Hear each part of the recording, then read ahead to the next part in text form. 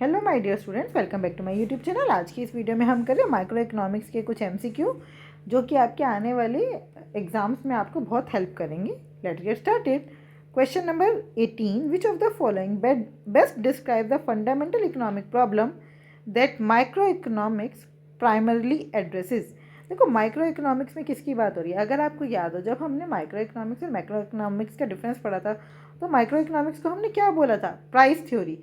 तो micro economics का main work क्या है? To determine the price, right. तो अब हम देखते हैं inflation and employment within the economy. ये तो मैक्रो इकोनॉमिक्स कॉन्सेप्ट है। The relationship between the total supply of money and interest rate, ये भी मैक्रो इकोनॉमिक्स का है। How price of a good is determined in the market, yes, ये micro economics है ना। How is a country's growth domestic product changes year over year, ये भी micro economics का कॉन्सेप्ट है। So the correct answer is C. Question number 19, assertion price elasticity of demand for good food grain is relatively inelastic।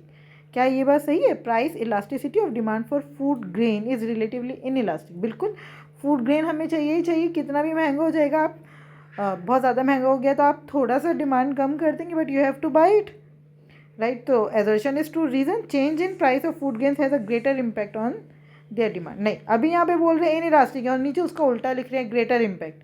नहीं, तो assertion is true but reason is false।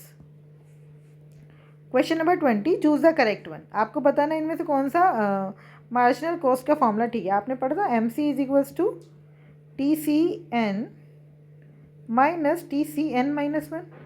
और क्या होता है? MC is equals to change in TC upon में change in Q, right.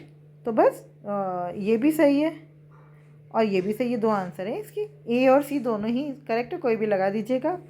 अगर आपको फिर भी बेस्ट चूज़ करना है तो C ज़रूर लगाइए। C TCN minus TCN minus 1। और क्या होता है?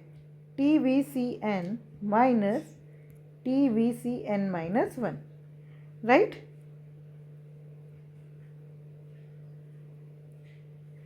और इधर से भी चेंज इन TVC अपॉन में TVC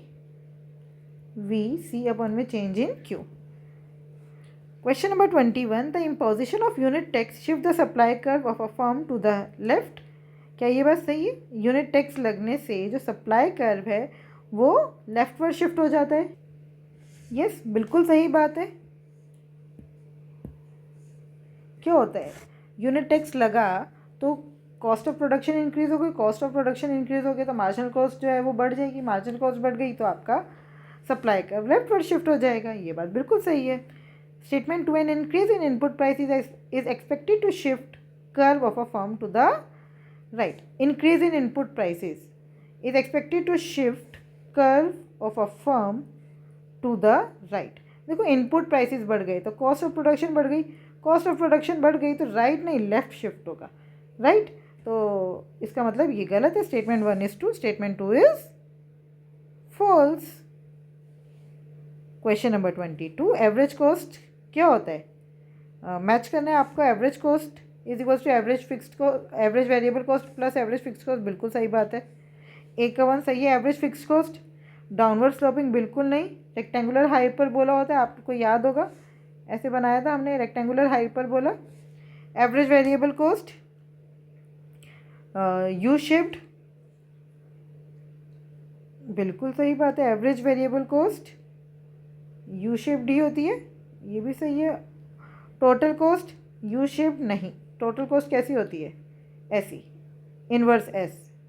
तो अब ये भी सही है और ये भी सही है, ए और सी दोनों ही सही हैं, right. Question number 23, a printing press records its daily production based on the number of workers employed as shown in the table, है ना। ये आपको नंबर ऑफ वर्कर्स है 2 है तो टोटल प्रोडक्ट है 40, 3 है तो 75, 5 है तो 145। Based on this data the marginal product of fifth worker is.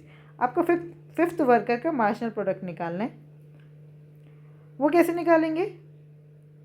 The marginal product of fifth worker is and the average product of 3 worker is. देखो, एवरेज प्रोडक्ट निकालना तो बहुत ईजी है, 75 डिवाइडेड बाई 3, है ना। एवरेज ऐसे ही निकालते, total product अपन में नंबर ऑफ वर्कर्स, तो 3 1 3, 3 2 6, 3 5 15, तो 25 वाला आंसर आएगा। अब यहाँ पर 25 है और यहाँ पर 25 है। आपसे 5th वर्कर का बोला है। अब ये क्या है, यहाँ पे 3 के बाद 5 है, तो आप क्या करोगे, चेंज इन TP अपॉन में change in labour.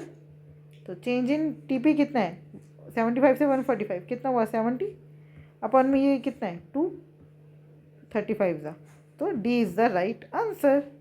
Question number 24, in a perfectly competitive market. हम परफेक्टली कॉम्पिटेटिव मार्केट में क्या होता है, average revenue is equals to marginal revenue, price is equals to average revenue is equals to marginal revenue. तो कौन सा आएगा, B वाला। Question number 25, in a hypothetical economy to protect the cultivators of maize the government sets the market price of maize eight ₹15 पर kg which is above the equilibrium price of ₹10 पर kg। देखो ये equilibrium price से ऊपर है। What is the most likely consequence of this policy. अब equilibrium price 10 पे था, लेकिन गवर्नमेंट ने क्या प्राइस रख दिया, ₹15, मतलब ये MSP है, मिनिमम सपोर्ट प्राइस। आपको हम अच्छे से याद होगा, minimum support price equilibrium price से ऊपर होता है।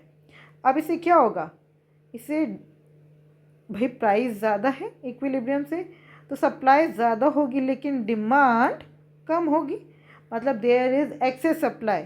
तो अब क्या होगा, producer will shift away from मेज कल्टिवेशन टू अदर क्रॉप्स। नहीं, उनको इक्विलिब्रियम प्राइस से ज़्यादा मिल रहा है तो वो शिफ्ट तो नहीं करेंगे, leading to a shortage of maize in the market and has black marketing. Shortage कहाँ होगी, सप्लाई तो ज़्यादा है ना, तो ये तो बिल्कुल ही गलत है, ये भी गलत है।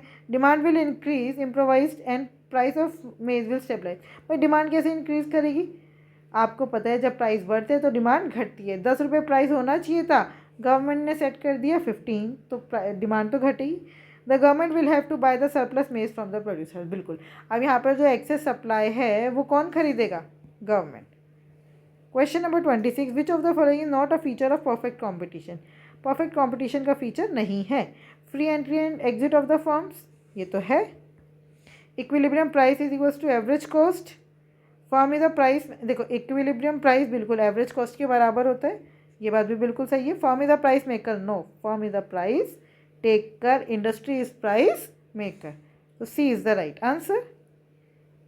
Question number 27, assertion, when the government imposes a tax on producers it shifts the supply curve of the good to the right।